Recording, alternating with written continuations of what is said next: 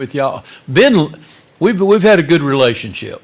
We really have. Best ever. And the things that are going on over there are amazing. Thank you. Thank you for all of your hard work, but it's good to have you this Couldn't have morning. without our co-sponsor. You betcha. And if I can get the marshal to bring up my sheet, I would appreciate that. Rodney, thank you so much.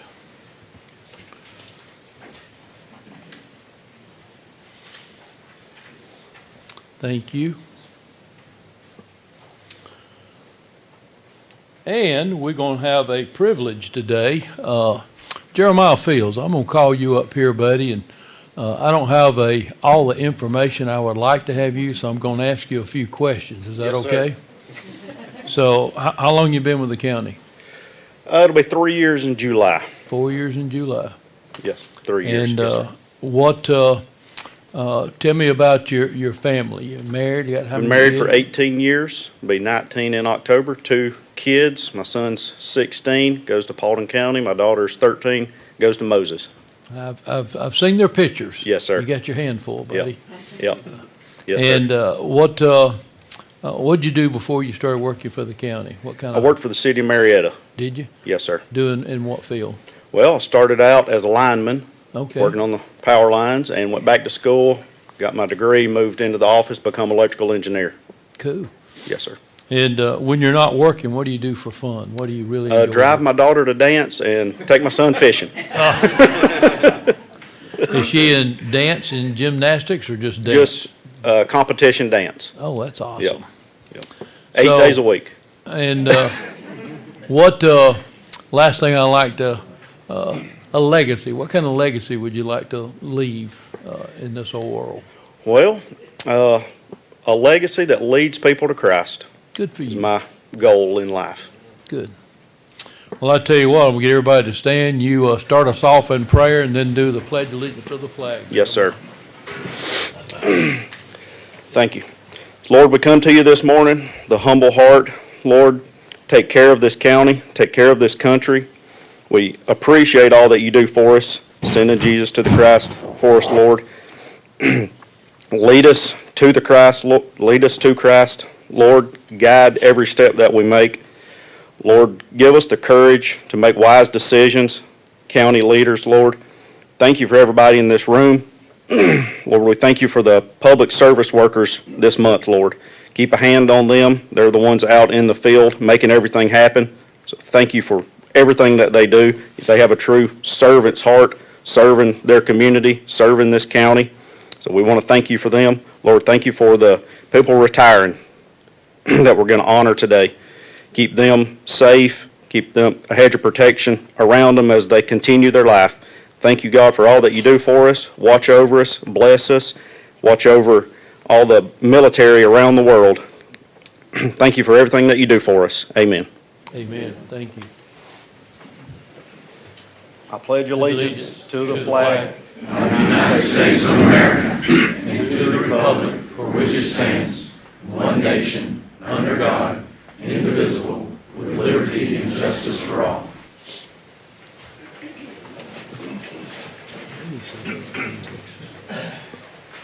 And as a reminder, if y'all will cut your phones off, I forgot to say that earlier, make sure it's on vibrate or silent. I had to do mine one time, I said that, and both of mine went off at the same time. As a reminder, the May 5th, 2026 work session minutes and also May 5th, 2026 board meeting minutes are available for your review. They're on the back table. We have today, the guys fixing to key it up, the Team Paul Employee of the Month, Justin Sims, with the building maintenance, if they'll roll it.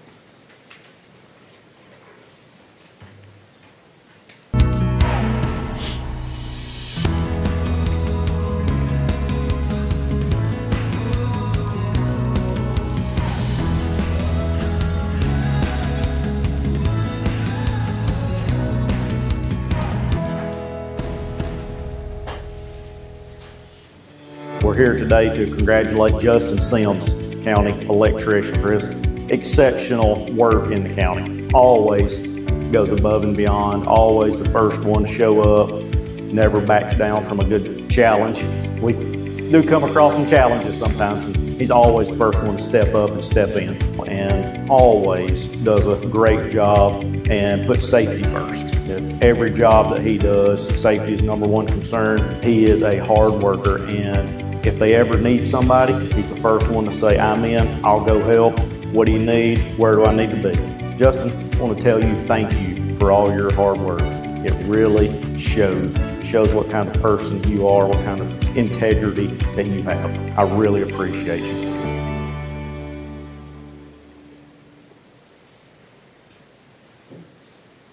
Good deal, thank you.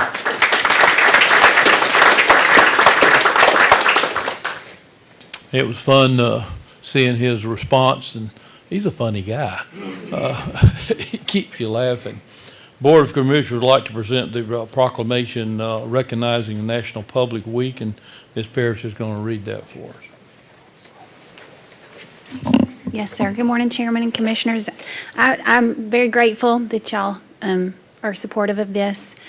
You know, there's a lot of unsung heroes in the county, and we're very thankful that y'all are doing that for this team of Team Paulding.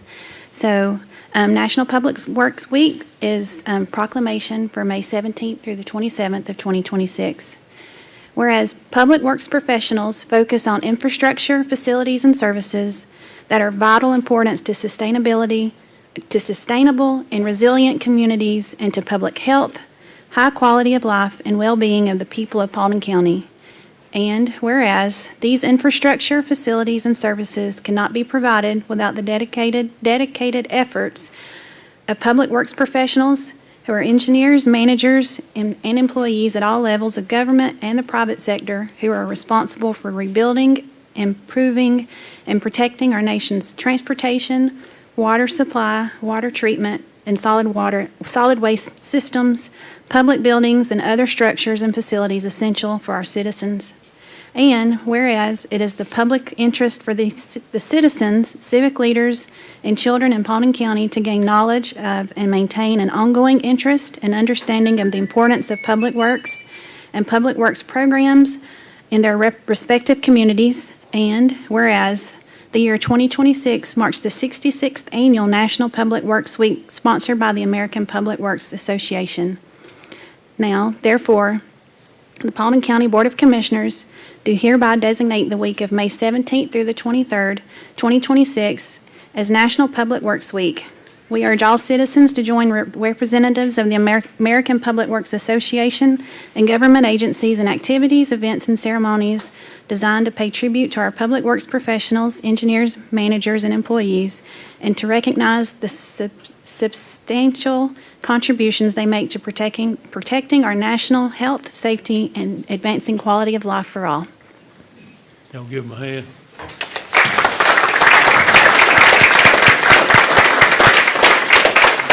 Can I do this to you? No, well, I invited a few guests, if that's okay. If they come up, You have, who? we have a whole They all gonna host. come up? If that's okay. Yeah, give a picture. We would love it. Everything. If you're here, we really appreciate you coming up. Appreciate y'all. I know what y'all water do, guys. system. Y'all need to come up here. Stormwater. I know there's some Y'all need to come up here. We facilities. need to see your face. Are y'all scared to I come know up here? You don't DOT wanna get has your some picture staff. taken?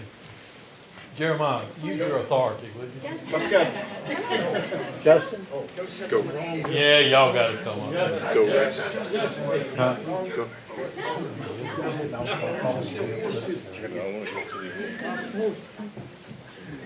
Erica, I want you to come up here. I want to give this to you.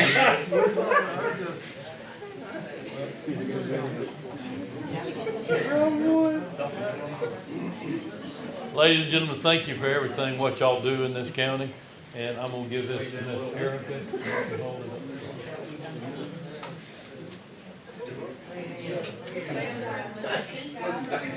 Or back up. Scoot in a little bit. You have two rows. The guys on the back row will have to figure Boy, out how to. y'all do good at maintenance, but taking pictures is not your.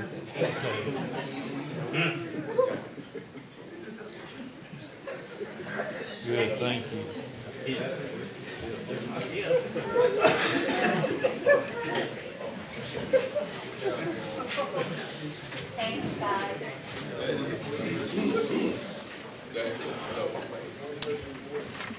And is there seated?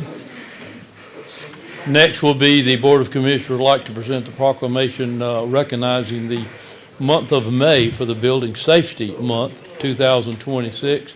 Ms. Littman. Thank you all. Erica did forward the Public Works to me, and so it caused me to start looking into it. And May, we get a whole month. May is Building Safety Month, so it'd be my pleasure to read the proclamation, and then we have some representatives of Fire Services and Paulding County Community Development Building and Permitting Office. Whereas our jurisdiction is committed to recognizing that our growth and strength depends on the safety and essential role our homes, buildings, and infrastructure play, both in everyday life and when disasters strike. And whereas our confidence in the resilience of these buildings that make up our community is achieved through the devotion of vigilant guardians, building safety and fire prevention officials, architects, engineers, builders, tradespeople, design professionals, laborers, plumbers, and others in the construction industry who work year-round to ensure the safe construction of buildings. And whereas these guardians are dedicated members of the International Code Council, ICC, a nonprofit that brings together local, state, territorial, tribal, and federal officials who are experts in the built environment to create and implement the highest quality codes and standards to protect us in the buildings where we live, learn, work, and play.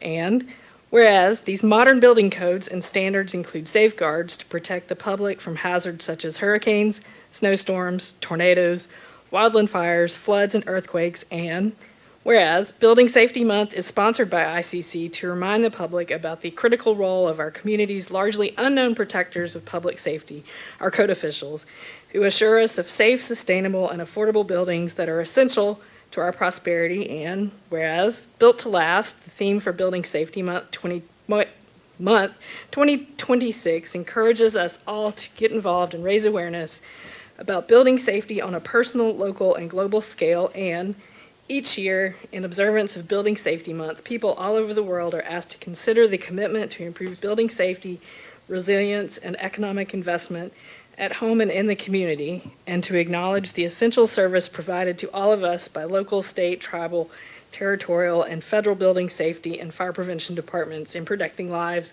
property. Now, therefore, the Board of Commissioners of Paulding County do hereby proclaim the month of May 2026 as Building Safety Month.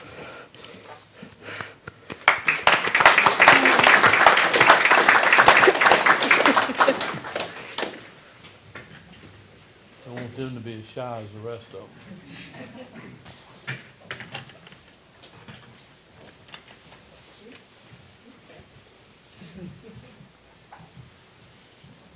Thanks, guys. Lee, y'all are the best.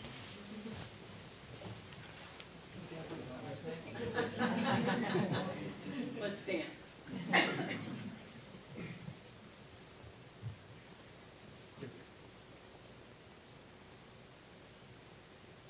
Thank you. Good job, guys.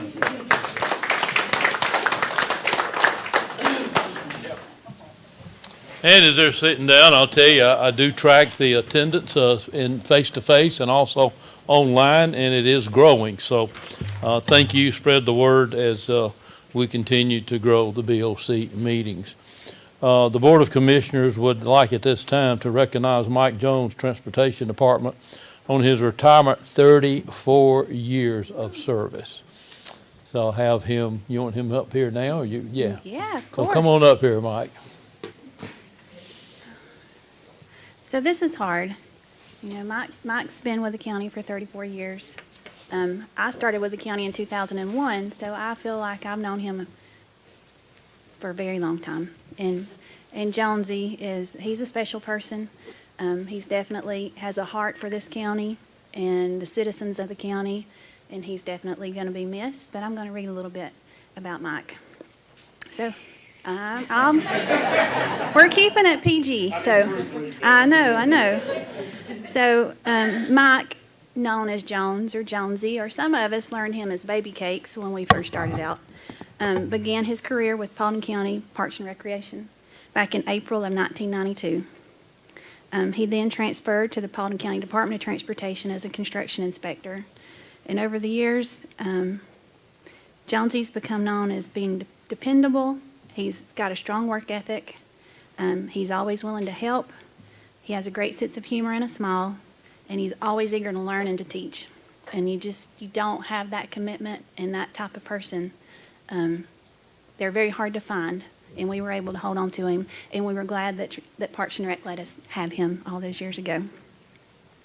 Throughout his career, he's inspected and managed numerous large capital improvement projects and development projects across Paulding County, and he's taken great pride in his work and always made sure the county's infrastructure and assets were built properly and safely for the traveling public. I think the most critical jobs he managed and overseen was the Harmony Grove Extension. He was the project manager we had in mind. He got that job built and open before school started, and he did an outstanding job for the county to be able to, with the time constraints he had. For more than 30 years, Mike's been a valuable part of Paulding County's growth and development.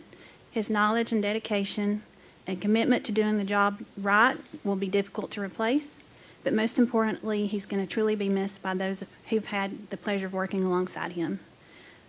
As Mike enters his retirement, he plans to enjoy spending time cooking. We know he likes to cook. He's going to be hunting and fishing, got a motorcycle and all kinds of toys, so he'll be having a good time. And he certainly earned that after all of his dedicated service to the county. We're going to truly miss him, and we're going to miss his quick sense of humor and willingness to get the job done. So on behalf of Paulding County, we appreciate you and your dedication to the county, your dedication to the public, your loyalty, and all the years of service to your community. We're definitely going to miss your jokes, and we congratulate you, Jones, on your retirement. This next chapter is definitely deserved, and we wish nothing but happiness and enjoyment for the years to come.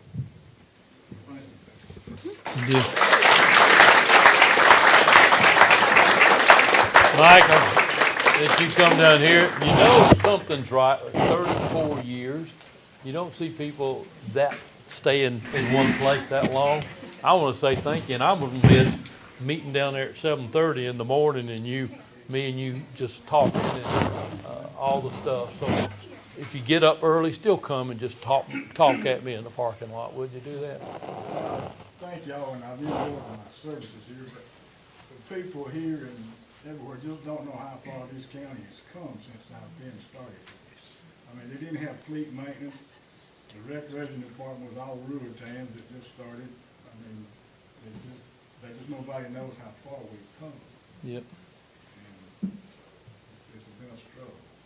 But it's come through, so we've done good. Because of people like you, that's how we get through it, and I appreciate it. You can't run, one person can't run this county, and then you have to have everybody on board and moving work to serve the people. It's teamwork. I mean, when I leave home, I'm a citizen just like everybody that we've dealt with all day during the office hours. So I become one of the gripers. Well, I've been in this year and a half. I haven't heard one single gripe since I've been in here. You can't please everybody. Everybody's got to do it. But anyway, I've had a good time here, and I hate to leave. It's something you work hard for when you get to this point in life. It's time to go to the final chapter. Well, you stay active and stay busy. Congratulations. Let me give you that little certificate, and we're going to get a picture, and you're going to sing afterwards.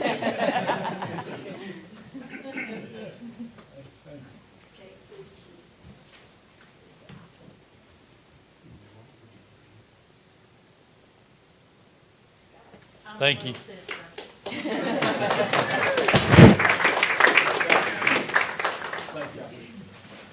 Thank you, Mike.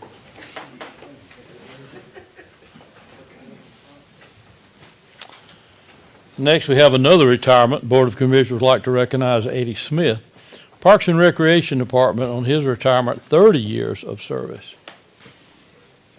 Good morning. Good morning. I'm not doing this by myself, Eddie. Come on. Eddie. All right, hang in there with me for just a minute. Y'all, you wouldn't believe, Mike was talking about struggles. This is the struggle, you know, to get Eddie here in front of you guys and to be able to do this for him. So we certainly appreciate the opportunity. And I wrote down a few things, but it's not going to begin to touch, excuse me, you know, what this man has accomplished while he's been here. Eddie was one of 2 people that are on our staff now that, when I got here, that's still here today. He's put up with me for a long time. And don't do that, man. I'm having a hard enough time as it is. He began his employment with us on May the 9th of 1996, so we're at 30 years and 3 days. So he began his career with us as a crew worker, working under Mike Jones at the time. And at that point in time, our park system consisted of 3 parks, and we had maybe 5 people on the parks maintenance staff, if that was right. And those 3 parks were Sarah Babb, Brawley, and Paulding Meadows. And that was it, you know. And since that time, whenever we opened a new park, then Eddie was the pick to go and take care of that park. You know, it started in 99, I believe, with Taylor Farm. We moved him out there. You know, and we did that because of what Eddie does when he gets in a park. You know, he's going to turn over the leaves and he's going to get in there and get it done. A couple of years later, we opened Mount Tabor Park. Same thing. Eddie, will you go to Mount Tabor, you know, and help us keep that one good and get it off the ground? A few years after that, we did Burnt Hickory. Same thing. Eddie, yes, sir, I'm ready to go. You know, it was always that. You know, and since that time, the park staff has grown, the park facilities have grown. Instead of those 3 parks, then we're at about maybe 1,400 acres of total park land now, 18 miles of the Silver Comet Trail, and the staff has grown. And it's because of the leadership, you know, that Eddie has shown over those years. Hardest working man that I know. And we've had that comment made back to us from contractors, you know, that even have worked with us. As a superintendent, then I've tried to get Eddie to just get in your truck, Eddie, and go and visit the parks. And I heard Richard, one of his longtime staff members, talking about it earlier, and just can't get him to do it. He's going to do it, but he's going to hook up a trailer. And he's going to have a mower and a weed eater and a blower. It's gonna work. It's, you know, that typical thing that you hear that, you know, that your leaders shouldn't ask you to do anything that they wouldn't do themselves. That's this guy. You know, that's it. Yeah. Eddie, thank you. We appreciate you. You're welcome. More than you know, and best of luck to you, buddy. Thank you. All right. Yes, sir. You bet.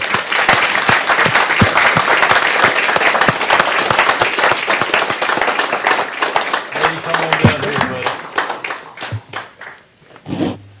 Appreciate it. Yeah, you wanna come Enjoy your retirement. You're going to be missed, and thank you for everything you've done over the last 30 days. Thank you. We'll get your. Is it okay to bring his staff up, you know, as part of that? Yep. And Eddie's wife is here, I believe, as well. Come on. Yeah.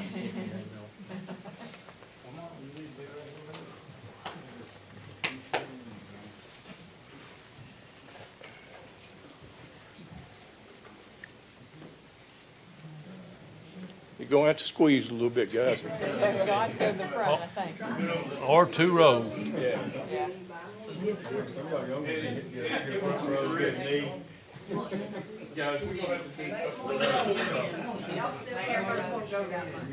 Oh, there you go. Way to go, girl. That's our dollars. No, please. Wait a minute. Tell them I still can't get y'all. I can go to the back. There's not a lawnmower back there.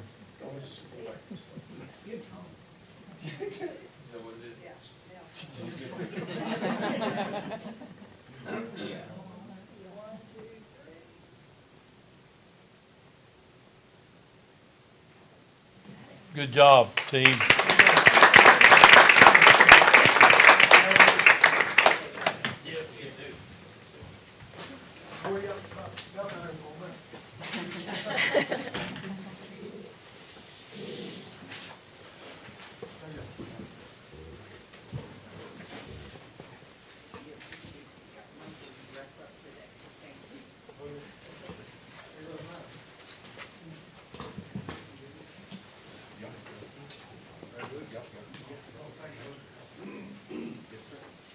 And is there, sitting down and some of them exiting the room?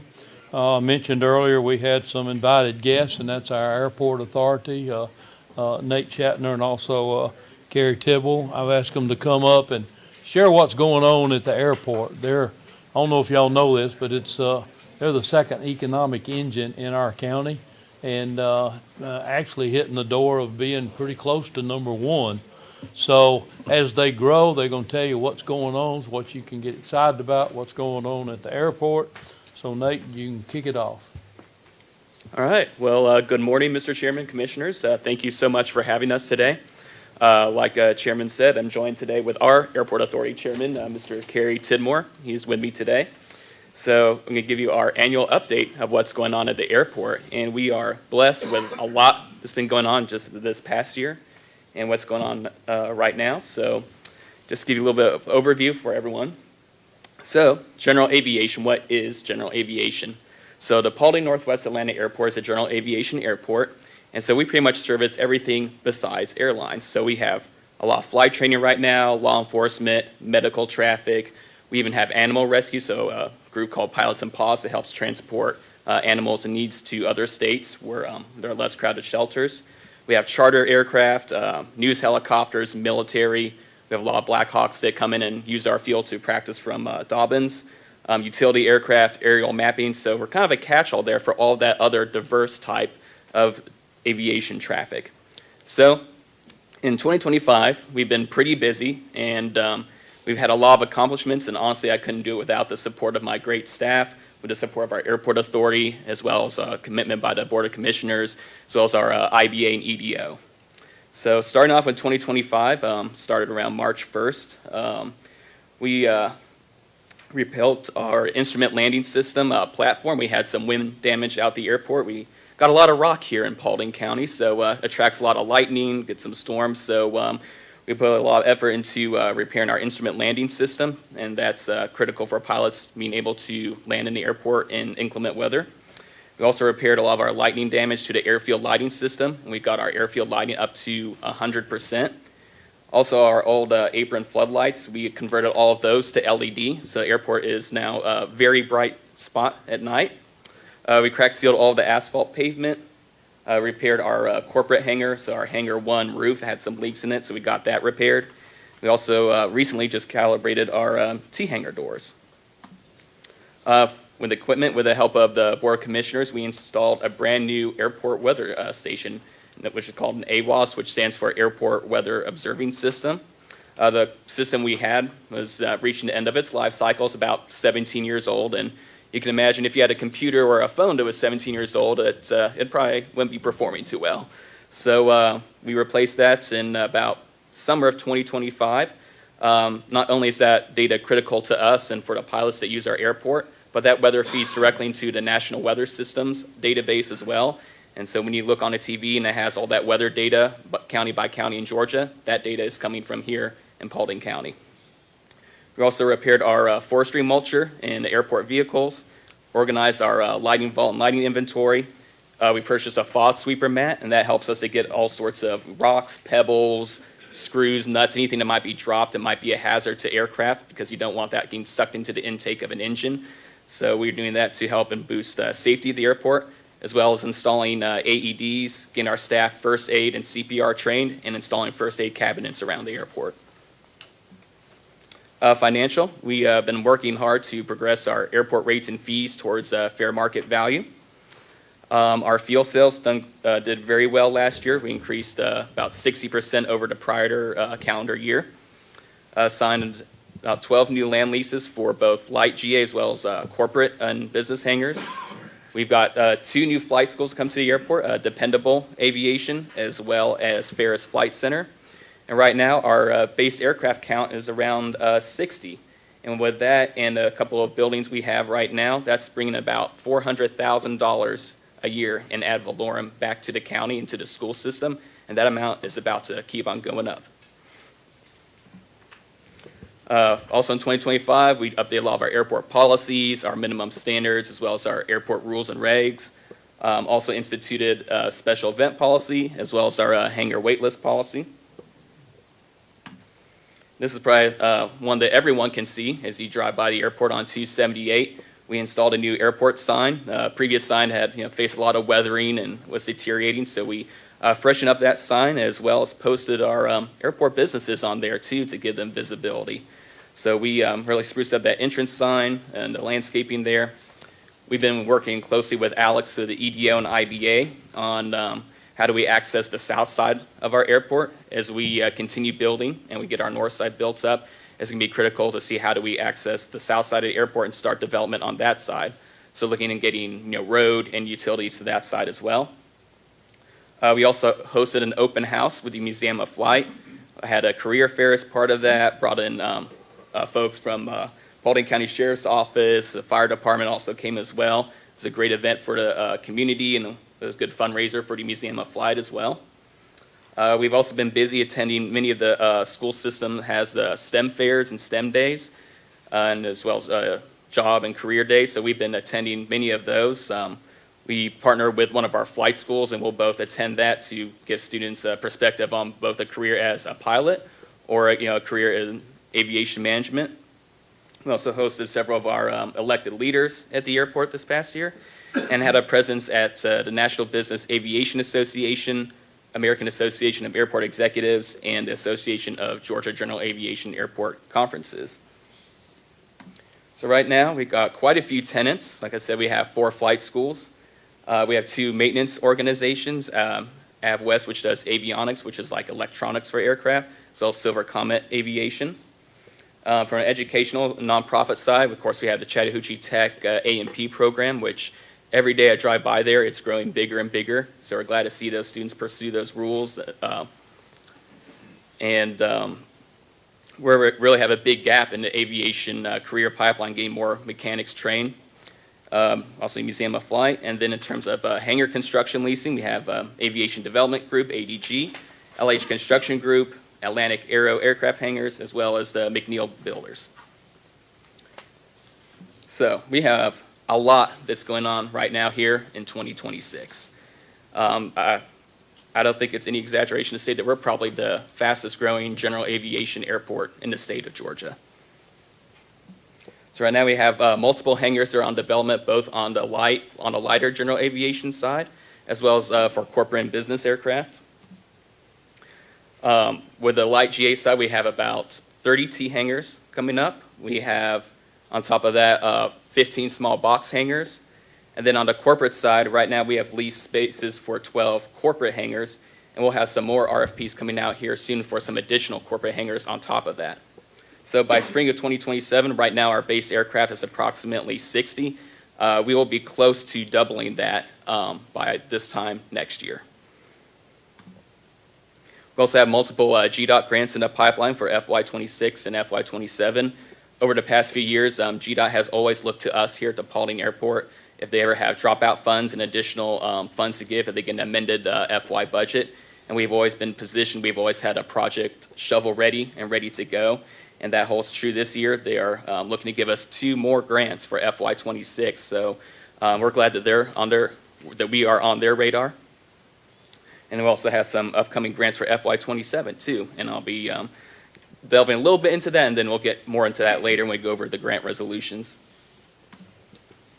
And like I said, we also have close collaboration with our BOC, EDO, and IBA, and private industry partners. We're trying to have an industrial base that supports the development of the airport. And right now in Paulding County, the tax digest is very much residential, so trying to help balance that out, help diversify, get some more industry and commercial base to Paulding County as well. So on our corporate and business side, we are working on fast towards completion on that right now. Right now, the estimate from our contractor is the end of June. We'll complete the access road and the taxi lane for phase 1 of Cardinal Point, and that'll give complete access to allow the development of our first 4 corporate hangars.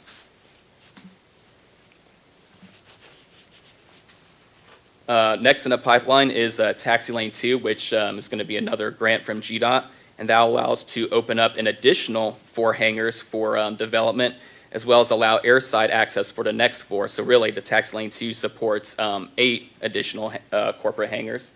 We're working on engineering right now, should be out to bid in the summer, and hopefully construction for this fall 2026. Coming down the pipeline a little bit later will be Access Road Phase 2, and that'll give that final roadside access for those remaining 4 hangars. So all in all, by the time that the Access Road Phase 2 is complete, we'll have full access to 12 corporate hangars. Like I said, got some additional spots will be opening up here soon. On the smaller GA side, we're working with a private developer right now to construct 30 T hangars as well as 10 box hangars. That is on a land lease with the airport authority, and so there is no taxpayer funds involved with building those hangars. It's all done with private development, and the airport gets land lease revenue from that, as well as the ad valorem from both the aircraft being based there as well as the buildings that goes back and supports the county and the school system. We also have another land lease, slightly smaller development, but Atlantic Aero hangars, and that's additional 5 box hangars going up as well. We have a little video here. We'll see if it plays. Okay. Now, this is a couple of weeks ago. Now we've got some more concrete and steel going up, but it shows you the scale of the development that's going on here at the airport. That wasn't authorized drone flight, just so everybody knows. All right. Also on infrastructure improvements, so since the airport's inception, we've actually had a total concrete length of 6,005 feet, but we've only been able to use 5,505 feet of it. So another grant that's coming down from GDOT is a taxiway extension, and that will allow us to have the fully usable 6,005 feet there for the runway. And why we're pursuing this is it enhances safety first and foremost. It's for the balanced field length. So if, God forbid there's, an incident or a pilot has engine trouble, it gives him or her enough time to either slow the aircraft back down and come to a stop, or complete that takeoff and return back to the airfield safely. It also reduces insurance premiums for operators that want to come to the airport. Once you're over 6,000 feet, it becomes a lot cheaper for them to operate, and as everyone knows, insurance is very expensive, and definitely the same in aviation as well. So any break we can get to attract more people here is great. Also allows aircraft to take more fuel, which also helps benefit the airport's bottom line, and allows aircraft to reach further destinations without having to make a stop. And finally increases the attractiveness of our airport and our community to getting more corporate and business aviation traffic here. Also working with our congressional delegation as well as GDOT to get our runway lights converted to LED. Right now, our taxiway lights are LED, but runway's still incandescent, and as you can imagine, it's getting harder and harder to find parts. So we're looking to complete that upgrade soon as well. Along with that is also airfield remarking, so refreshing our markings out there. Our last remarking was 2018, and the Georgia sun takes a toll on the markings, so we can get those refreshed and help improve the appearance of the airport and safety as well. Like I said, also the Southside Access Study we're working with closely with EDO on for helping to continue the economic development of our airport. Also work with EDO IBA on grad certification of some sites around the airport that's right now the county owns, but they'll be directly supportive to the airport. We're also going to be attending the 2026 National Business Aviation Association, their annual conference. It's going to be in Las Vegas, and pretty much everyone who's everyone in business aviation is going to be there. And so we'll be looking to recruit new businesses here to Paulding County, especially like maintenance, repair, and overhaul facilities, getting charters. We'd love to get a medical air ambulance operation out at our airport, as well as additional corporate flight departments. As the Metro Atlanta area gets busier, there's no room at PDK, there's no room at Fulton or Cobb, so we really want to grab these people and bring them here to Paulding County. This gives you a pictorial view of some of the development going on at the airport. So we have the Cardinal Point hangars right there in the blue. The new T hangars there with a purple arrow on our north side and North T hangar site. Additional corporate hangars coming up for RFP soon. There's a grad site there on the northwest side. The completion of the runway to 6,005 feet.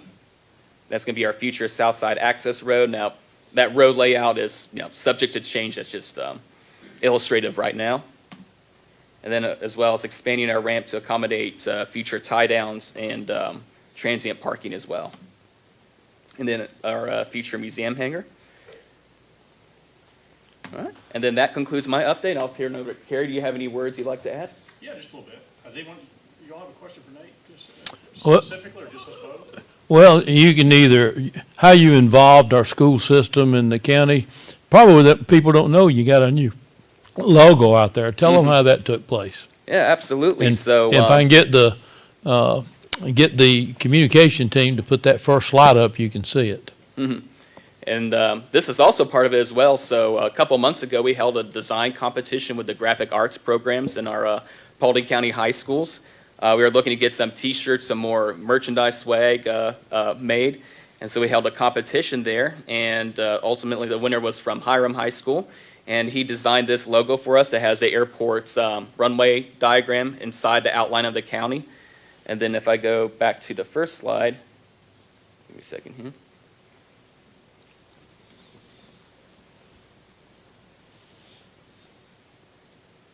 And then that is our new logo on the front. So we have these T-shirts for at the airport if anyone's interested. So it's got the P, stylized P on the front, and then the county logo on the back of the T-shirt. Carrie? Very good.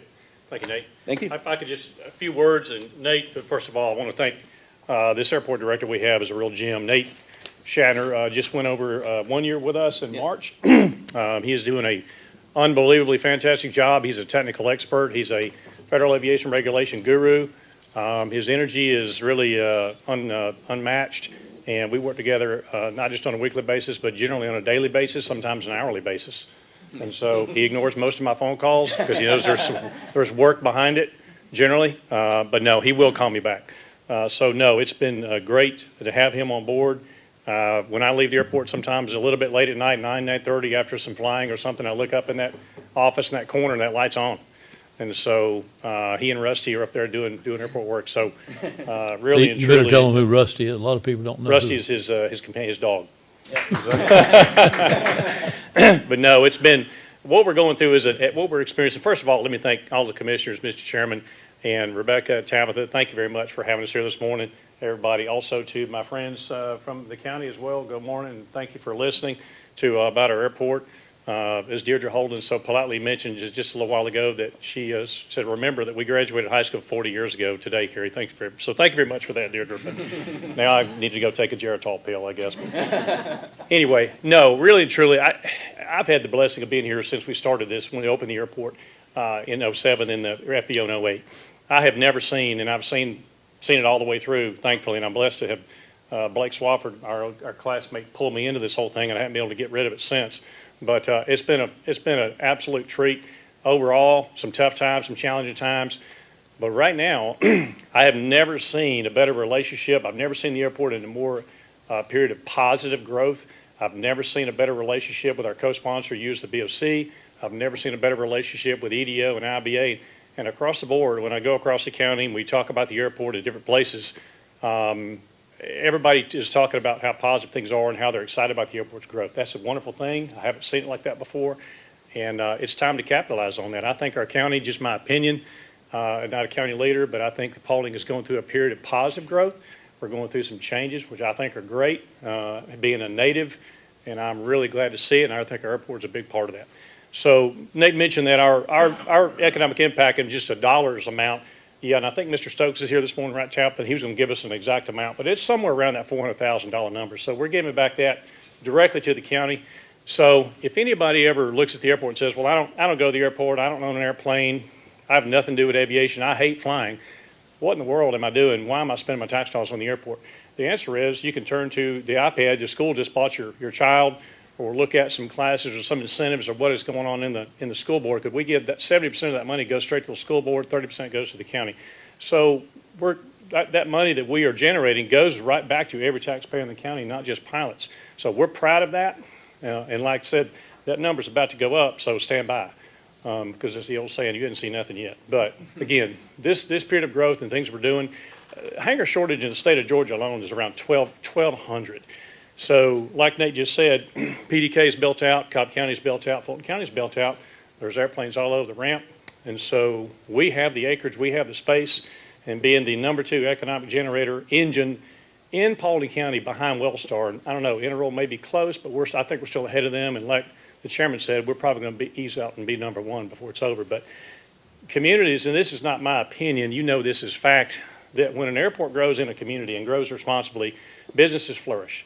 And when businesses flourish, citizens' tax dollars come, their tax impact or their obligation comes down. And so ultimately what the airport's doing, in my opinion, is the more we grow and the better we can become out there, the better we're serving the county. And that's our ultimate goal, is to protect this asset, grow it. It was a 98% funded, federally funded gift from our government, and we need to grow it in a responsible way. And I think we're doing that. So we want to continue to do that. And so, like I said, though, this relationship we have with you as the BOC, there's no way, and Sandy is our, man, she's it for us out there too. She's out there all the time. She supports us, comes to every meeting. And Tim, you're on our board, and thank you for that. I think as well, having your co-leadership out there has really been good. So it's an exciting time. So, but like I said, we're here to serve, and I believe we're doing that, and we continue to do that. So, do y'all have any questions for me or for Nate? I don't know if you have any questions, but Sandy has been, that's her baby out there, so I'm sure she wants to say something. That's right. We're going to miss her on the board. That's right. That is my baby. I've been watching that airport since it started. We moved here in 2008, and the first thing that we saw when we came to Paulding County on a Sunday when we were just driving was an airport being built, and it was like, oh my God, there's an airport, let's go see. And I've been watching it ever since. And the growth is, I'm glad it happened the way it did, because the future is ours when it comes to that airport, and Paulding County will definitely, they will make good with it. I mean, that airport, I always called it a diamond in the rough, and now I'm starting to see some shine to that diamond. That's So let's keep shining it. Yeah, absolutely. And that's what the IGA is all about. And we're very grateful for that relationship. But that money, though, like I said, it's about a net zero, I think, what we generate versus what the BOC reinvests in the airport. And it's not a subsidy, it's a reinvestment in the number 2 engine that you've got in the entire county. So we're grateful for that relationship. We couldn't grow like we're growing without it. But like I said, we're going to continue to give, from a financial standpoint, we're going to continue to serve this county. And like I said, I think, Nate said, we are the fastest growing regionally sized airport in the entire state. But our goal, and my board's goal, and Nate's goal, is to be the number 1 regionally sized, number 1 in terms of quality and customer service airport in the country. So that is our goal. That's how high we're setting the bar. It'll take reinvestment. It'll take a lot of work to get there, but we believe we can, and we believe Paulding County deserves that. So that's There's how we're nothing doing it. easy. Appreciate everything y'all have done. Any other questions or comments from the board? You want to ask them while they're up there? Thank you, Nate. Thank you. Gary, Thank you all so very much much. for coming in. Yep, thank you. The next will be bid awards. There are 6 of those. The first one is discuss action to approve the purchase of 2 2026 Ford Explorers for the Sheriff's Department from the Hardy Family Ford in the amount of $77,250. Funding will be allocated from SPLOST funds. Ms. Golden. Hi. I love your smile. Thanks. The FY 2026 budget included a request to replace 2 Ford Explorers for the Sheriff's Office. They're going to be purchasing these utilizing the state contract from Hardy Family Ford. The purchase price for each vehicle is $38,625 for the total price of $77,250. If these are approved, they will be purchased utilizing SPLOST funds. Any questions or comments for Ms. Golden? Thank you so much. Next, we'll discuss action to award the Due West Road at SR 92 realignment project to the lowest reliable bidder. That's Wilson Construction Management, LLC, in the amount of $2,472,653.54. Fundings for this project will be allocated from SPLOST. This project is located in Post 1. Ms. Parrish. Yes, sir. Good morning again. I'm very excited to be bringing this for y'all to consider. And I'll just give you a little background history on this project. In June of 2023, Paulding County DOT issued a notice to proceed to Heath and Lineback Engineers for the design services for the intersection improvement of State Route 92 and Due West Road. The project is intended to improve safety and traffic operations by relocating Due West Road approximately 680 feet south of its current location on State Route 92. Approximately 2,150 linear feet of new roadway alignment will be constructed for Due West Road, and the new intersection will include a traffic signal, right and left turn lanes from State Route 92 onto Due West Road, as well as right and left turn lanes from Due West Road onto State Route 92. In May of 2024, a notice to proceed was issued to BM&K to begin the right-of-way activities for the required property for the improvement project. 12 properties were impacted by this project. The intersection improvement required coordination and permitting with the Georgia Department of Transportation. The county completed an intersection control evaluation that evaluated the intersection design. Controls evaluated included a side street stop control, a traffic signal, and a roundabout, and the traffic signal met warranting criteria and was selected as the appropriate intersection control for the intersection. The county has obtained both the encroachment permit and the signal permit from the Georgia Department of Transportation.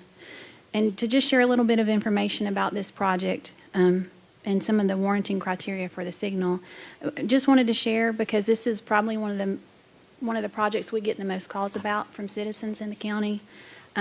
We pulled the crash history over 5 years at this intersection recently, and there's been 126 crashes over that 5 years. Of those 126 crashes, 60% of those were reported with no injuries, and 3 crashes were reported with suspected serious injuries. Based on the review of those crashes, the majority of those crashes were identified as angle crashes, and that's around 81% of those. That type of crash is correctable by a traffic signal, hence the short-term project for the traffic signal installation at this location. And again, I know there's been a lot of conversation about this project and State Route 92 because there is a capacity project plan for the corridor. We have been in conversations with Georgia DOT along the way.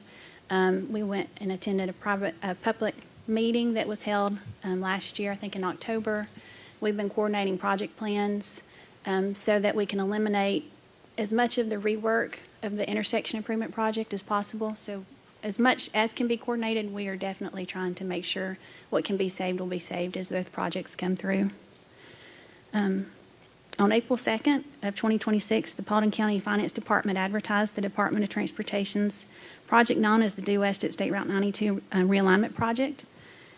This project is a 15-month completion timeline and has been set, that would be set from the date the notice to proceed is issued to the contractor.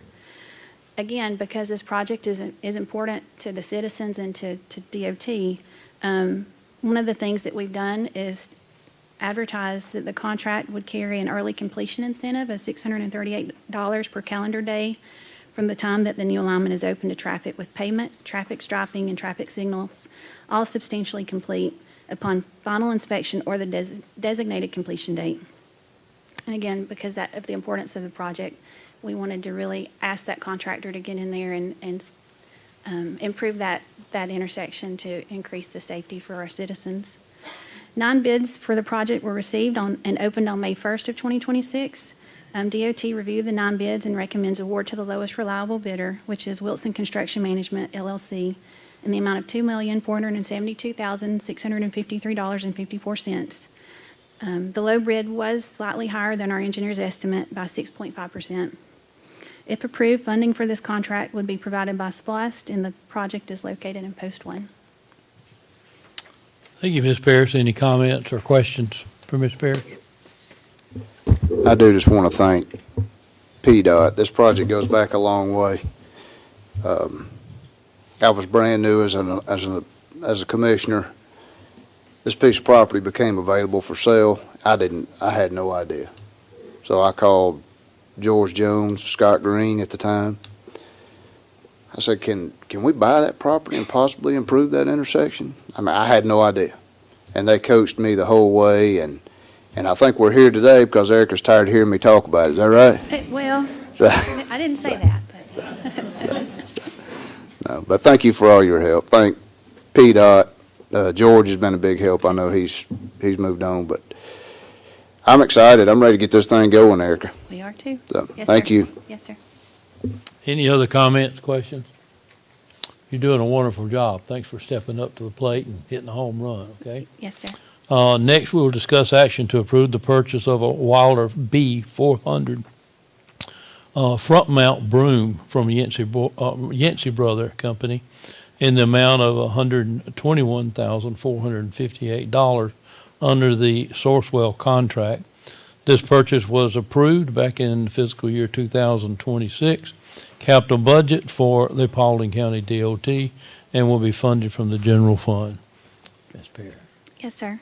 So this is item number 4, included in the FY 2026 Chairman's budget as an approved capital purchase. Paulding County DOT requested funding in the amount of $130,000 for replacement for a broom RJ350 with over 1,700 hours that's currently within our maintenance division paving group. Staff solicited the bid from Yancey Brothers Company under the Sourcewell contract 060122 WLR in the amount of $121,458 for a Wheeler B400 front mount broom. This equipment is primarily used during paving and milling operations. It is equipped with a front-mounted broom, which is ideal for cleaning the millings, debris after the milling machine is finished and before new asphalt tack is applied. The broom will also be utilized to clear debris from roadways before asphalt tack is applied for resurfacing, so we can use it 2 different scenarios. We would request that the Board of Commissioners consider approving the purchase of the Wheeler B400 front mount broom from Yancey Brothers Company in the amount of $121,458 from the Sourcewell contract.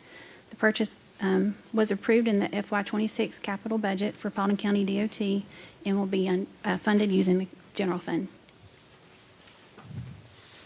Any questions or comments from Ms. Parrish? No, we'll move to the next one, and that's discuss action to approve the purchase of a Bobcat T770 skid steer from Bobcat of Atlanta in the amount of $77,146.03 under the Sourcewell contract. This purchase was approved back in FY 2026 capital budget for Paulding County DOT and will be funded from the general fund. Yes, sir. So this is item number 5, and included in the FY 2026 Chairman's budget as an approved capital purchase for Paulding County DOT in the amount of $90,000 was a new skid steer for the Maintenance Division Drainage 2 crew. And just briefly, our drainage crews are broken up in Drainage 1 and Drainage 2, and they typically focus on different size culverts. So Drainage 1, I believe, is more of your smaller culverts, just your smaller cross drains and your driveway pipes. And then Drainage 2 is some of your larger scale culverts along some of your local roads. Staff solicited the bid from Bobcat of Atlanta under the Sourcewell contract 020223-CEC in the amount of $77,146.03 for a Bobcat T770 skid steer. And again, this would be a new piece of equipment. This equipment is primarily used during culvert installation and ditch cleaning and clearing. Typical daily uses include moving bulk materials on site during culvert installation, clearing dirt and debris from ditches, clipping shoulders, and rough and final grading job sites. This equipment will also be utilized during inclement weather events, cleaning storm debris, assisting with materials being moved during snow and ice events. We would request that the Board of Commissioners consider approving the purchase of a Bobcat T770 skid steer Bobcat of Atlanta from Bobcat of Atlanta in the amount of $77,146.03 under the Sourcewell contract. This purchase was approved in the FY 2026 capital budget for the Paulding County DOT and will be funded using general funds.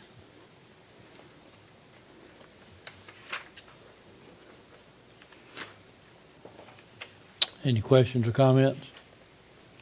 Okay, the next one, we'll discuss action to approve the purchase of a CAT CW16 traffic roller from Yancey Brother Company in the amount of $116,987 under the Sourcewell contract. This purchase was approved back in FY 2026 capital budget for Paulding County DOT and will be funded from the general funds. Ms. Parrish again. Yes, sir. And if it's okay, I'd just like to give a little bit of information about our paving group, if that's acceptable. You know, Paulding DOT, we're blessed with our maintenance division to have multiple different crews, and one of those crews is an in-house paving group. That in-house paving group has, in years past, done many, many miles of in-house resurfacing over the years. I mean, 20, 30 miles per year, even more than that. Earlier, probably early 2020s, we've had a really hard time keeping staff, one, because we had really long-term staff that have been here and worked their way up in that crew, and they've retired. And they've also just had a hard time filling that position because the equipment is very specialized, and it's people that can run asphalt pavers, skids, all the distributor, you know, they can go to the private sector and, you know, really make a little bit more than they can make here.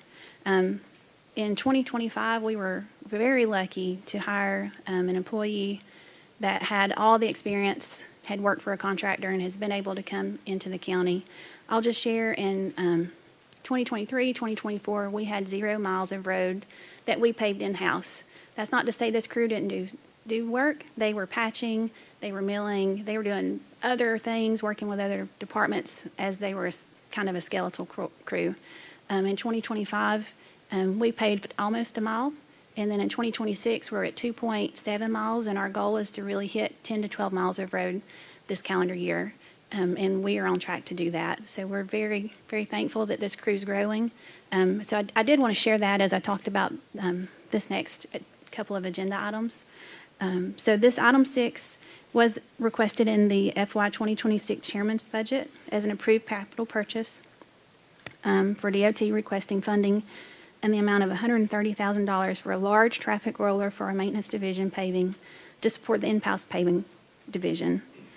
Staff solicited the bids from Yancey Brothers Company under the Sourcewell contract 060122-CAT in the amount of $116,987 for a CAT CW16 traffic roller. Again, this equipment is primarily used for during paving operations.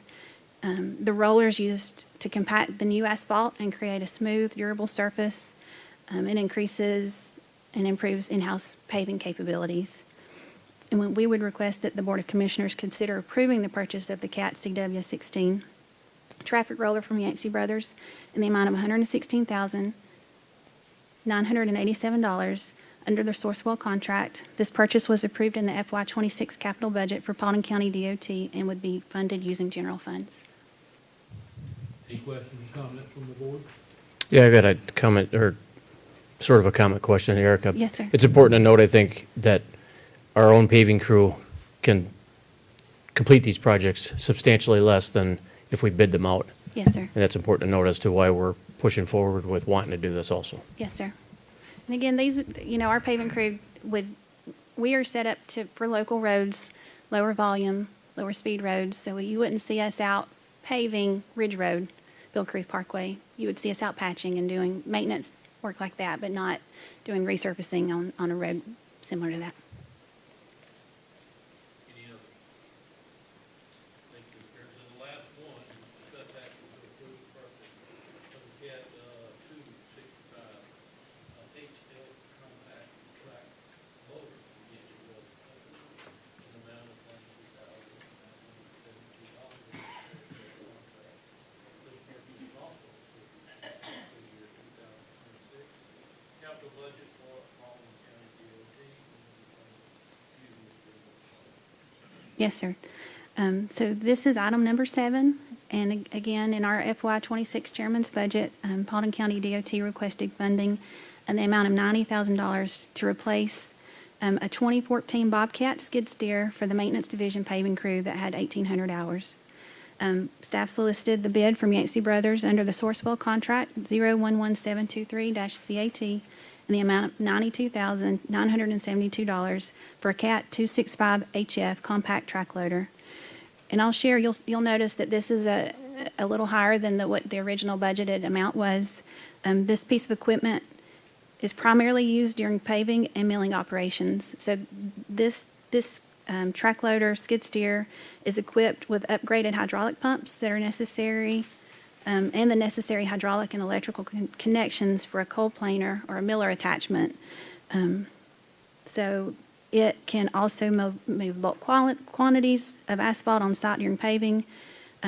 Also minor grading prior to paving, such as driveways, aprons, and shoulder clippings. But the really good thing about this piece of equipment with that miller attachment is it can be used in areas that our larger miller can't. So around, if you need to mill around a concrete island or in a cul-de-sac, it's a little bit more nimble. It's a smaller piece of equipment, so it can mill out a patch that the larger, our guys wouldn't have to use their shovels to knock out. So it's much more efficient and user-friendly for our team when they're out on paving and resurfacing on roads that have those concrete islands, cul-de-sacs, or anything that they need to be a little bit more nimble with.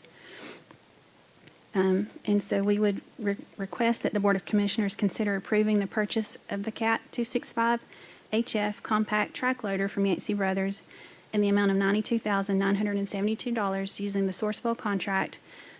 This purchase was approved in the FY26 capital budget for Paulding County DOT and would be funded through the general funds. Questions or comments from the board?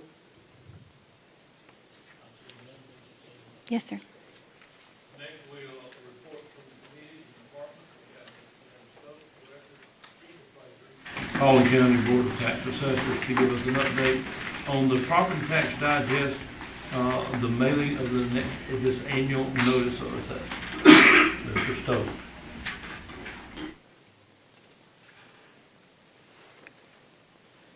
Good morning to you. I know we've had a lot of good things happen here today, and it looks like the county's really growing. I'm glad the airport's really growing out there.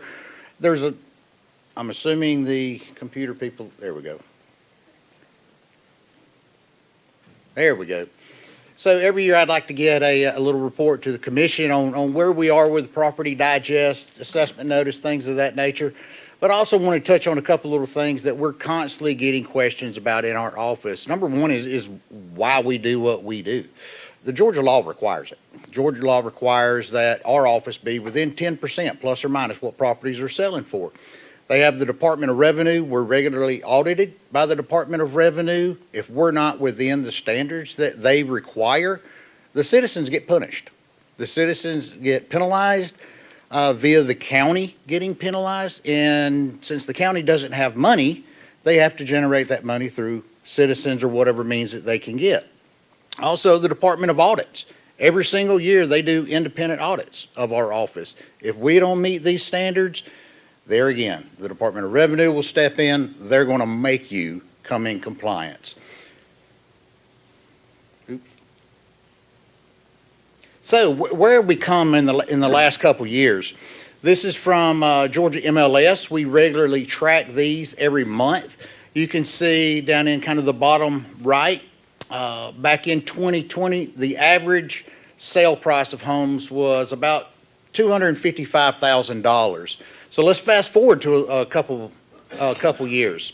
Last year's sales, sales are occurring in 24.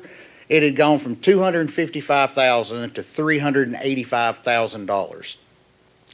This year, we're about at $380,000. The digest has gone flat. So we saw it starting pretty much last year, and I think this is going to continue until some of the interest rates and things like that. So this graph right here shows a history of our property values going back to 2018. You can really see the steep incline going from like 2019 all the way up until 22. Trust me, no one liked that. Our office did not like seeing 20% increases year over year. That's not normal. But then you get right into that first part of 22 and you notice things flatten off. So you ask yourself, well, what happened to cause the market to flatten off like it is? And these are all properties that are selling within Paulding County. So this is exactly what happened. We had historic low interest rates, 2.8 in early 21. Then in about 22, you had an interest rate of a little over 3%. And then you can see what that interest rate jumped to in about the first part of 23, you're over 7%. So what is that? We always hear these interest rates jump and things like that. So what does that really mean? So let's put it in perspective. You got a $350,000 house. You're putting 5% down on a 30-year note with a 3% interest rate. Your mortgage is going to be about $2,200. So now let's fast forward just a couple years. That same house, same year, but now you're at a 6% interest rate. Your house payment just went up almost $600 per month. That's $7,000 per year. There's simply a lot of people that cannot afford that. So you see this also in our new construction. Every month, the permit office, they send us the permits that they're issuing. You can see back in the height of the market, which was around 2008-9, the county was issuing over 3,000 permits per year. When the recession hit, it dropped like a rock to about 125 permits being issued. You'll see it's been climbing up until around 21, and a lot of people don't understand the building permits have been declining. They are all 40% compared to just a couple years ago. But I know we see all these properties that are, coming out of the ground and things like that. Well, what's been happening is all the lots that were on the ground during the recession, they've all been built out. You've got subdivisions that are finally being developed that were approved years ago. So let's take a look at a couple of them. So this subdivision right here, this is off 61 North. It was approved 20 years ago. Mount Tabor Church Road, this is, if you're from Paulding County, you'll know this is where the old drag strip is. They're currently under construction out there. It was approved 19 years ago. Subdivision, this is an additional phase to Riverwood. They're over by Mount Tabor Park. It was approved 27 years ago. Dabbs Bridge Road, right up by North Paulding High School. You've got a large development going in over there. It was approved 20 years ago. So it's what we're seeing. This is the actions from years past. Those are subdivisions that were approved by commissions through the public hearings. So getting back to our values, what are we using to update our property values and what's going on? So we have an amazing staff of about 25 upstairs, all certified appraisers, and we have some clerical and mapping staff, but they produce a huge volume of work. Over 7,000 deeds were received that were recorded at the clerk of court's office. Those 7,000 deeds transferred over 10,000 properties. We looked at over 6,000 property transfers, real estate listings, every single property that comes on the market, whether it's sold or not, we review every single one. And then our staff, our field staff, conducted over 12,000 inspections to make sure our records are right. If you give us a call, if you send us an email that, hey, I think you've got something wrong with the square feet of our house or wrong bathroom count, we're going to make it right. That is our main goal, is to make things right. So what is all that generated? You constantly hear that your value never goes down. I'm sorry to say, yes, your values do go down. I've been here long enough to live through a recession. Yes, your values did go down. You just don't remember it. Last year, our values, we had a total property count of about 30% that actually went down. We're bumping on the top of that market. Some markets are increasing, some are flat, some are actually decreasing. This year, we have about 47% of all the properties in the county are going down. The ones that are going up, they're very modest. About 5%, you can see 34% of the properties that are actually going up, they're going up by 5%. That's basically no change from one year to the next. So what does that look like in reality? There again, we're looking at the listing services. We're looking at what our values are. So the listing services, last year, we're looking at average and median sales, primarily focusing on the median because it's a more stabilized value. MLS is saying it's down by about $5,000, while First MLS is saying it's up by a few $1,000s. And then our values, and you have to imagine, these are just properties that are selling.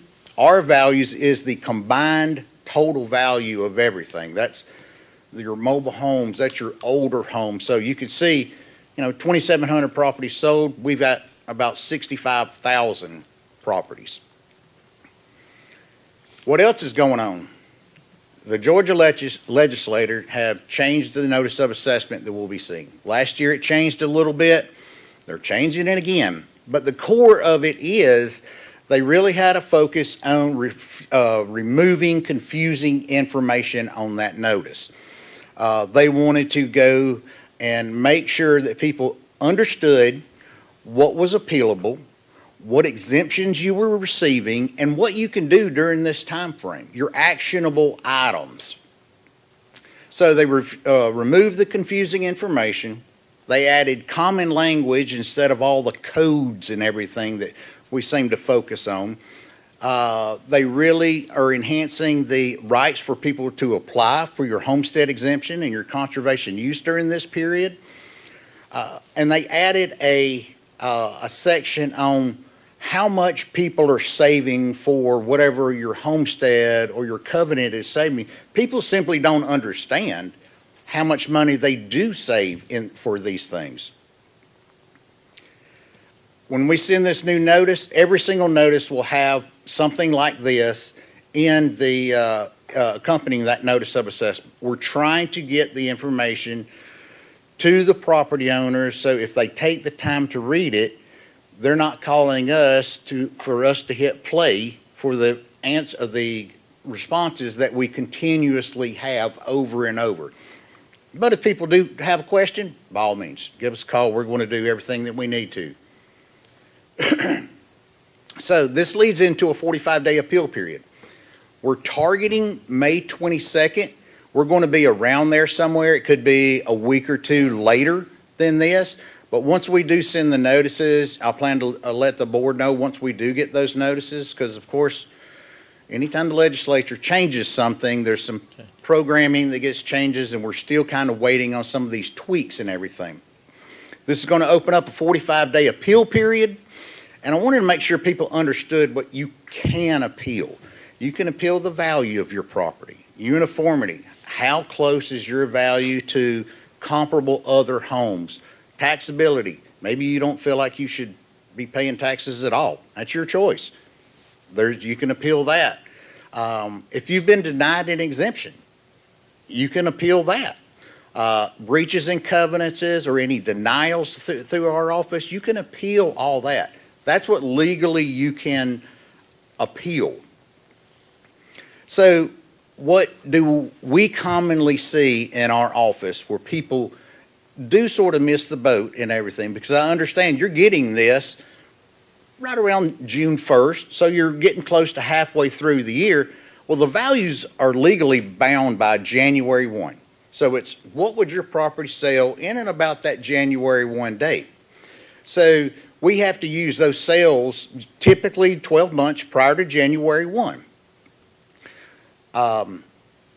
That is where I see people that are coming in. They've got on the internet and they've brought in the listings of the houses that are being sold in their subdivision right then. That can't really be used for that year. We're going to be using that data for the following year. So, and I really encourage people to take a look at your property on the web. See how it compares, see your square feet, make sure we got the right information. It's all open, and if you do have a question, you can just give us a call.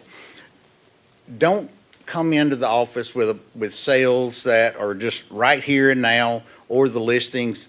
We won't be able to use that information because of that January 1 date. And this is probably the biggest one. You can't appeal your property taxes. You're appealing the value, something being wrong with the value of your property. The time frame for appealing your property tax is during these public hearings. Schools, cities, the county, they have to advertise that they were planning on a tax increase. It's on their web, it's being mailed out, and that's the time frame for citizens to voice their opinion that you plan on increasing a tax. 9 times out of 10, we see people come and sitting before an appeals board and leave and say, what will that do to my taxes? It's never about that. They don't like their property tax or this portion of their property tax. That's not something that will be heard in an appeal, and it's incredibly frustrating for these people who are spending some time getting ready for this. Just understand what you're appealing. And always, you have the opportunity to apply for your homestead exemption. They've got the new floating homestead exemption that is out there. We have several age exemptions, disability exemptions. Nothing worse bothers us than seeing somebody that comes in and I didn't understand or I didn't know I could qualify for this, and they're 2-3 years into they could have qualified for whatever that exemption, and they really do save a lot of money. Anytime, if somebody has some questions, feel free to give us a call, and we'll do everything that we can to help you. And I'd like to address any questions that you may have. Any questions? That's good information, ain't it? I have some questions, if you don't mind, James. Yes, ma'am. That's a great presentation. I really appreciate it. I know what our digest is for houses. Is that the total digest is flat or just the housing part? Overall flat, yeah. Oh, well, okay. Anything else? Mr. Chair, if I can say one thing about Mr. Stokes, he would never say this about himself, but, James is responsible for Paulding County, and Paulding County alone in regard to assessments. 2 weeks ago, I was at the annual meeting of the Association of County Commissioners of Georgia, and that is a gathering of elected and appointed officials statewide for all of Georgia's 159 counties. And at that gathering, they had a seminar regarding what does property tax look like for next year, given what the General Assembly has passed this year. And on that panel, there were 3 people on the stage. One of those was the Deputy Director of ACCG, Clint Mueller. The other was a state representative who helped foster the bill through the General Assembly. And the third person was James Stokes. So you have all 159 counties waiting to hear from these 3 individuals about what is the state of property taxes and property tax assessment for the state of Georgia. And I know he wouldn't say that about himself, but I just wanted to point that out. Proud to have you up there on that panel, buddy. Thank you. Thank you a lot. And was that good information? And we get so many calls the same way you do, James. I would point them to this BOC meeting and let them answer some of those questions, if y'all help get that word out, if that makes any sense. So thank you, James. Appreciate it. Next is the consent agendas. Consider the following. There's actually 2 of them. The very first one is declare the following items listed for surplus and approve their disposal through either the sale, the auction, the trade, or governmental donations. There's actually 3 of those. The next one is to approve the proposed public hearing dates for the Construction Board of Adjustment and Appeals for the remainder year of the 2026 calendar year. Would any of the commissioners like to move any of those to new business? None. Old business, there's none at this time. New business, there's 9. First, we'll discuss action to authorize the chairman to enter into an intergovernmental contract with the Paulding County Airport Authority regarding the operations, maintenance, and the funding for the Paulding County Northwest Atlanta Airport for a 1-year time period between July the 1st of 2026 through June the 30th of 2027. The funding will be allocated from the general funds, and the airport is located in Post 2. Mr. Straightner. Thank you, Mr. Chairman. Commissioners, this is a continuation of the current intergovernmental agreement for a period of 1 year. It'll be at the same funding amount as the current IGA, and I'll entertain any questions at this time. So, tell everybody what happens at the end of that year, or what the plans are? You don't understand that question, do you? At the end of the upcoming FY, or? Yeah, what's the goal? The goal, for the airport in terms of the IGA? Yeah. Yeah, the goal is to work towards self-sufficiency of the airport. We've been making tremendous strides this year with, growing the airport, getting more revenue in our bottom line, getting our leases, whether it be offices, hangars, tie downs, land leases, up to market value.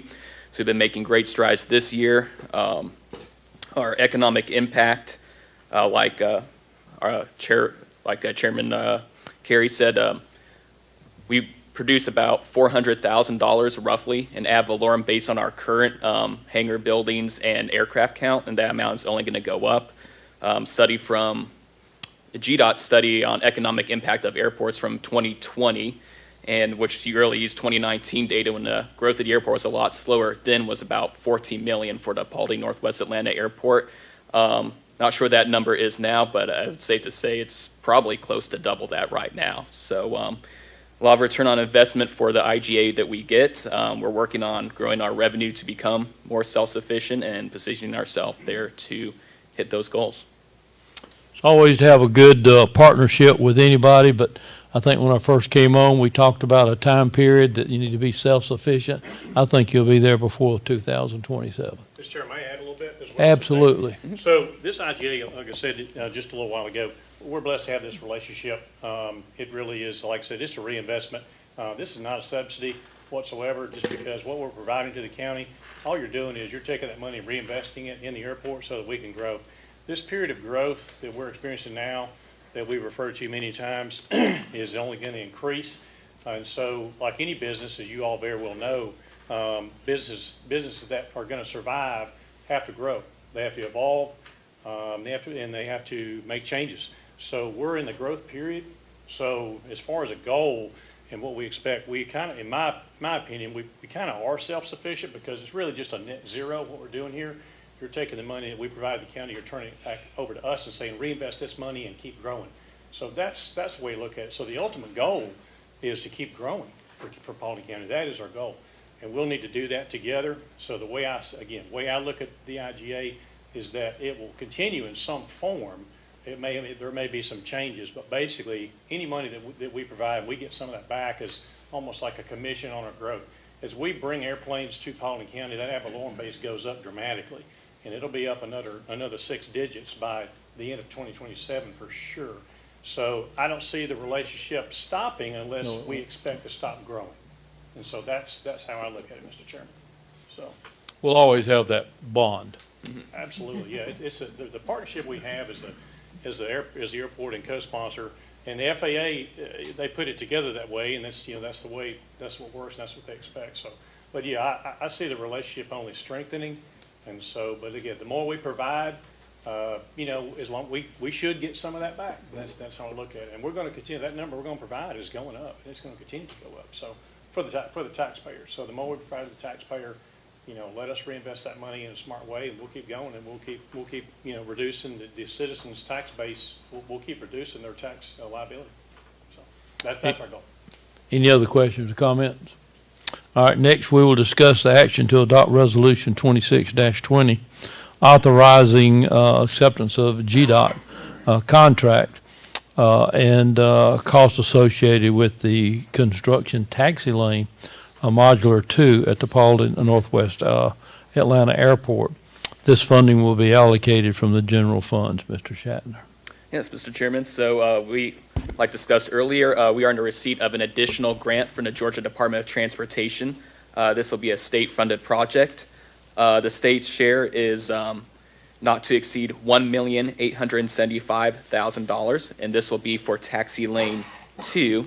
This will open up complete access for an additional 4 corporate hangars, as well as provide the airside access for an additional 4 hangars. So in total, this taxi lane will support 8 corporate hangars for the airport. Depending on, the aircraft that goes in there, that could bring probably a couple $100,000 of ad valorem per hangar. Right now, we are currently working through the engineering and bidding phase. So right now, this is just acceptance of the grant with GDOT, and we will come back to the commission once we have determined the lowest reliable bidder, and we'll get local funding at that time. Any questions, comments? None at this time. The next one is discuss action to adopt the resolution 26-21 authorizing acceptance of GDOT contract and cost associated with design and construction of the taxiway A extension and associated with improvement. The funding will be allocated from the general funds. Yes, Mr. Chairman. For the state's budget this year, they have an amended FY 2026 budget, which gave additional funding for airport aid. So GDOT sought us out to see if there's any projects that we could handle and allocate that funding to. And so this is a taxiway alpha extension that will allow us to have full usability of our pavement there for the runway to full usability of 6,005 feet. So this is, again, another state project. The state share is $2,025,000. Similar to the last project, we're working on design and bidding right now. This funding will also include funding for design as well as construction. Once we determine the lowest reliable bidder, we will again come back to the Board of Commissioners for approval for local funding. Any questions or comments? I have a question. I just wanted to ask, just for the benefit of the public, what is the match on that? Like, what's the percentage that comes from the state and what percentage comes from the county? It's a state project, so it's a 75% funds provided by the state and 25% local. Great, thank you. You're welcome. Nate, these two are good examples of, in your presentation earlier, you referred to having shovel-ready projects designated. Yes, sir. That's important, and I appreciate your planning and forward thinking with that, because these are two projects you basically had designated that were on the shelf, and when the state had some funds available at their fiscal year end, they reached out to you guys. Is that correct? That's right. In fact, the first project, Taxi Lane 2, we actually paid for the design locally with airport funds, so we had that project ready to go. And then this project we've been talking with the state about, and we're actually blessed that they have decided to fund both design and construction for the Taxiway Alpha extension. Yep. Thank you. Welcome. Any others? All right, so thank you, Mr. Shatner. Next, Thank we you. will discuss the action to adopt Resolution 26-22, seeking to become a member of the Joint Development Authority, made up entirely of the Bartow County, Georgia, Floyd County, Georgia, and Polk County, Georgia, to authorize the execution of the resolution and otherwise to perform all acts necessary to complete the intent of the resolution, to provide an effective date for the resolution for other purposes, and Ms. Pollard will take care of this. Thank you. This is something that the Paulding County Economic Development Organization's been working towards for some time. So they were looking for a joint development authority to be a part of, and that would give our businesses an opportunity to take advantage of a $500 job tax credit. So for every job that they create, there is opportunity through the state to get a job tax credit of $500, as long as the only thing we had to do was to be a part of a joint development authority. And so Floyd has approved, Polk has approved, we approved today, and Bartow will approve later this week. Any questions or comments? This is a good thing. I think it'll help us out real good. Next, we'll take a public hearing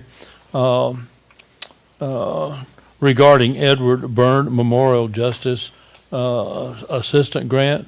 The JAG grant application is for the Sheriff's Office to purchase a tack shift pole camera, ultra light plate and shield, And we'll have Mr. Billy, Chief Deputy, here. Good morning, Mr. Chairman and members of the board. This item pertains to a JAG grant that the Sheriff's Office applies for each year.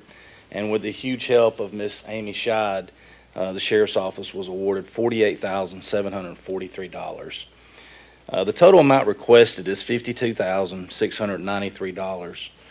The grant allotment is $48,743, and the remaining $3,950 is the county portion funded through general funds, which will be pulled from the patrol's small equipment line item. These funds will be used to purchase one tactical pole camera, which is used to clear attic spaces and crawl spaces, 50 rifle-rated ultralight plates, which can be used in conjunction with their soft body armor by just opening up their vest carrier and sliding those plates in, and 2 rifle-rated shields, which is utilized by members of the SWAT team to clear structures with.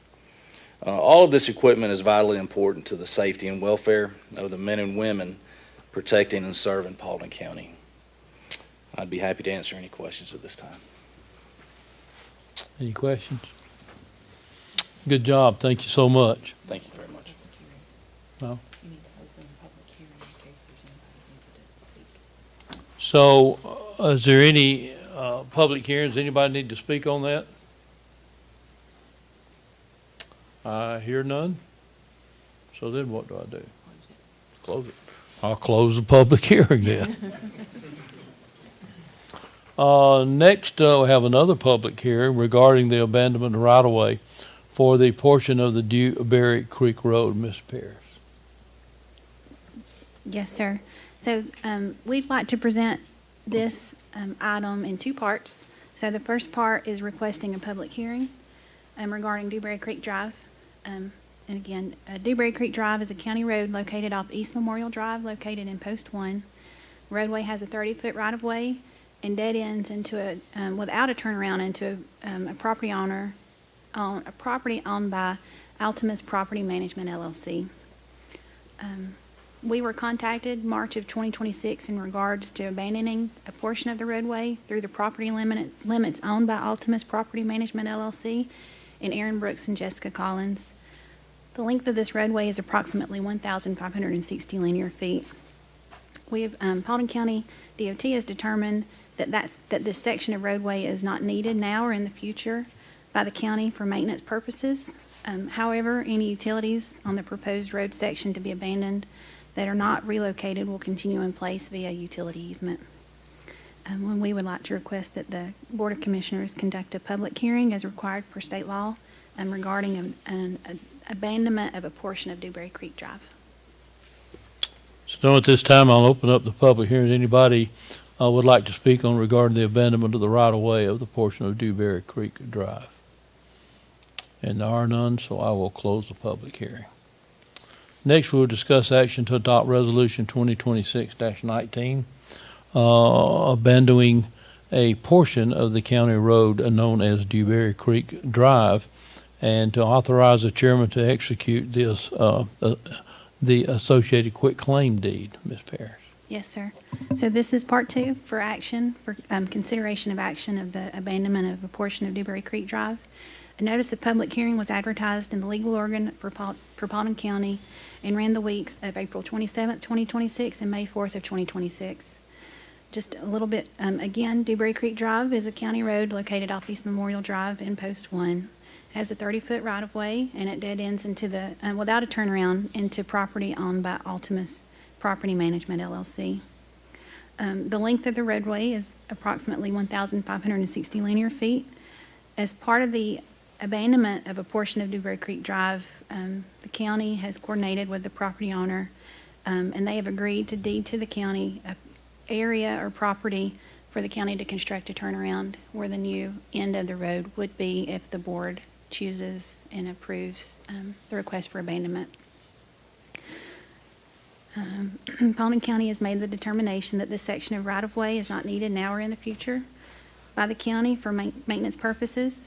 We did reach out to the utility companies in the area and also to public safety, the school board, and other partners that we felt like may have some input on the need to retain that right-of-way.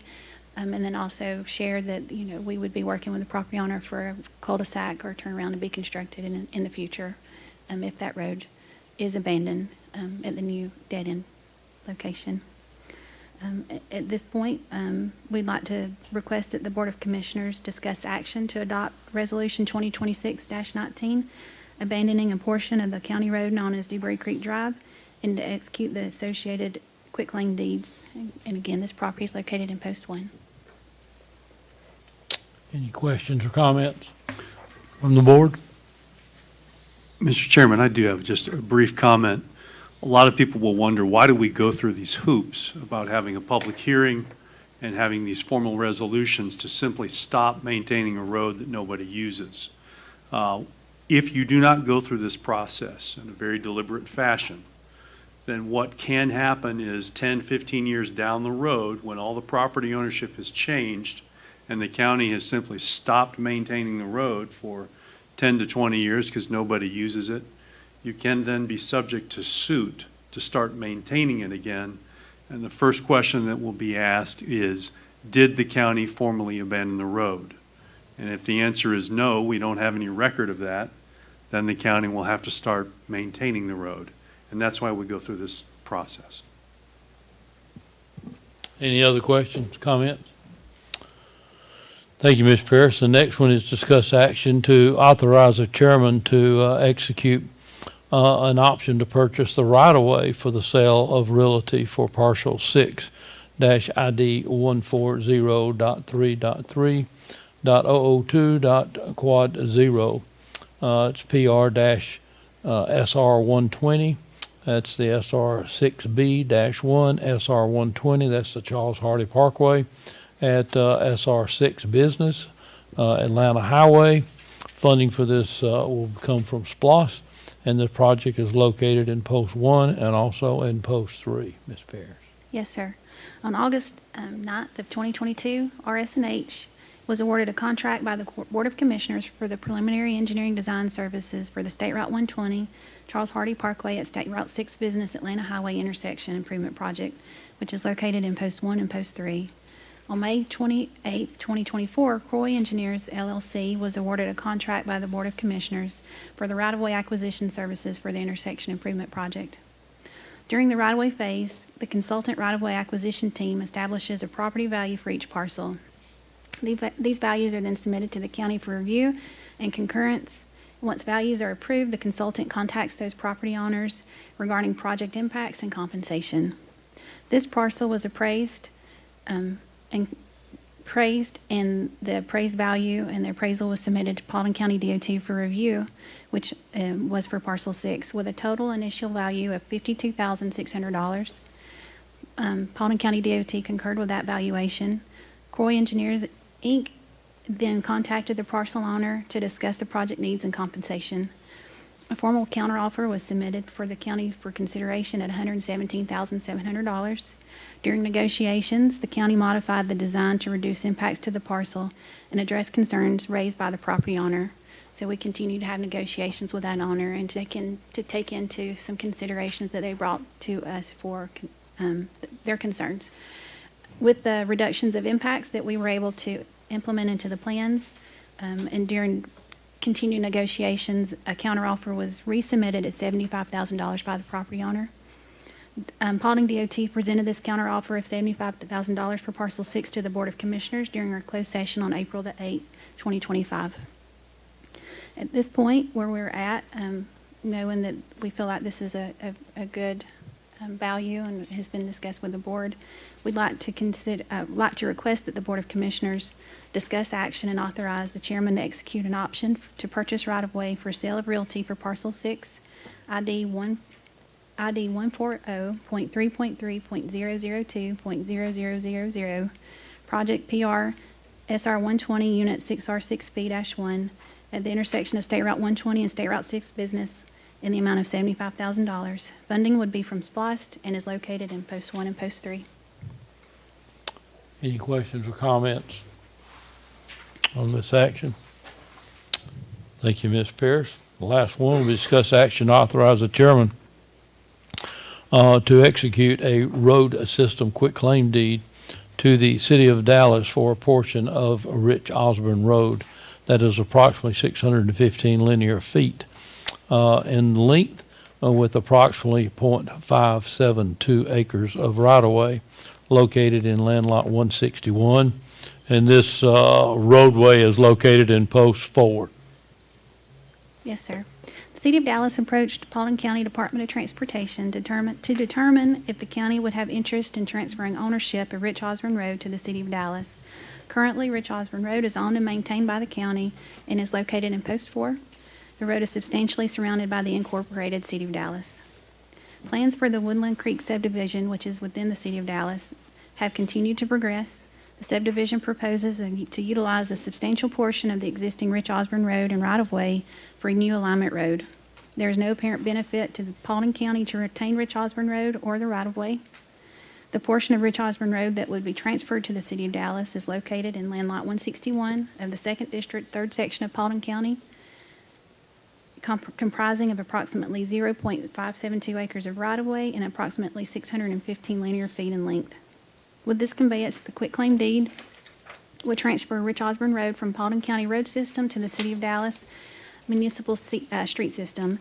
The City of Dallas would assume sole responsibility for maintenance, repairs, operations, and control of the roadway.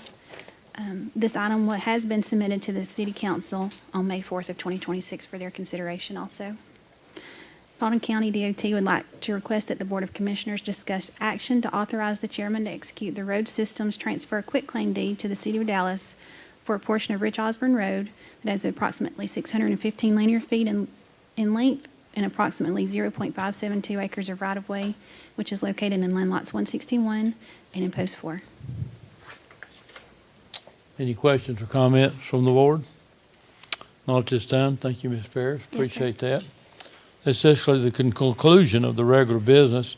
We don't have any public participation on non-agenda items at this time. At this time, I would like to see if any of the board members would have any comments or announcements to be made. Well, I would say that Ms. Deidre did a wonderful job last week reminding people to vote, and this is the last week of early voting. And so I would encourage people also, they've opened, I believe, 4 new locations, is that right? For early voting besides here in this building. So it'll be much more convenient for people to get out and early vote. And I think they're open till 7, aren't they? I think you're right. Yeah, they Yes. extended the time. Yeah, so you can even go after work, so we just encourage you to do that. Any others? I have something right quick, Will. Go ahead. I just want to remind everybody that it's National Police Week. That's our opportunity as a community to acknowledge the officers that have made the ultimate sacrifice and lost their lives in the line of duty. I know we're sponsoring a memorial service here. I believe it's Thursday night at 7. Encourage everybody to come out. And, you guys know how I feel. Thank you, guys. One more recognition. Last week was designated as the 57th Annual Professional Municipal Clerks Week. Our clerk, Rebecca, was away on vacation, but we would like to take the opportunity to publicly acknowledge her hard work and professionalism and dedication in serving as our county clerk. Beyond her responsibilities of preparing and distributing agendas, maintaining official minutes, ordinances, resolutions, and legal documentation, Rebecca serves as the backbone, supporting the Board of Commissioners and helping keep county operations running smoothly and efficiently. So today, we want to thank you for everything you do. Your commitment and service of almost 23 years to Paulding County have not gone unnoticed, and you are truly appreciated by us all, and we are grateful for you and the work that you do. Couldn't do it without you.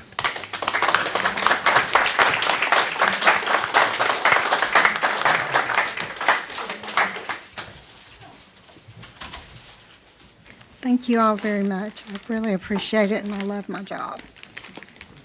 And it shows. Any other comments or announcements? We do have an executive session for real estate, litigation, and personnel. I'll need a motion to go into executive session. Motion to go into executive session for real estate litigation and personnel and to adjourn from there. And is there a second? Second. All in favor, say aye. Aye. Y'all have a good day.